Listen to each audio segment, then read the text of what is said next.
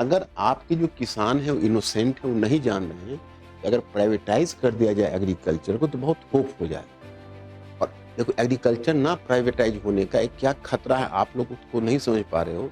आप जितना एफटीआई कर रहे हो, सेपा कर रहे हो, उसमें एग्रीकल्चर क्षेत्र को आपको बचाना पड़ रहा है। तो सामने वाला आपसे नहीं करना चाहता, वो कहता है आप एग्रीकल्चर को खोलिए, और एग्रीकल्चर को आप खोल नहीं सकते हो क्योंकि एग्रीकल्चर तो आपका प्रोटेक्टेड एरिया है ना। मान लो किसी के हाथ में दर्द कर रहा है तो ट्रीटमेंट चाहिए ना उसको। जब ट्रीटमेंट उसका हाथ छू है ना, तो क्या है कि तुम डर से छूओगे नहीं तो उसका हाथ तो हमेशा कमजोर रह जाए।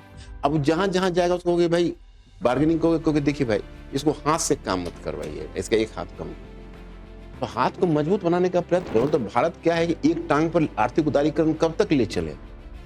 एग्रीकल्चर सेक्टर एक बहुत बड़ा सेक्टर है और आर्थिक उदारीकरण तो मजाक है। हाथ रखने ही नहीं देता है, जो हाथ रखता है उसे ऐसा चिल्लाता है। हम किसी बाइज होके नहीं कर रहे, हम एकदम न्यूट्रल होके तुमको कह रहे हैं कि दर्द होगा, ये दर्द थोड़ी दिन बर्दाश्त था। ये जो खोला गया था जब इंडियन मार्केट को तो कम था, लक्ष्मी मित्तल से लेके जितना तक ये जो आया है, रतन टाटा के तो पसीने छूट रहे थे कि अब गया, हम एम्पायर गया। लेकिन देखो उसी समय आनंद महिंद्रा उभर के आया और महिंद्रा का कंपनी ऐसा, लक्ष्मी मित्तल को विदेश इंग्लैंड से बुला के लाए, बोले थे आ जाइए अब आप लोग के लिए मैंने मार्केट खोल दिया। सेकेंड जनरेशन का उठा, धीरू भाई अंबानी के बाद मुकेश अंबानी है, अपने एम्पायर को बहुत बढ़ाया।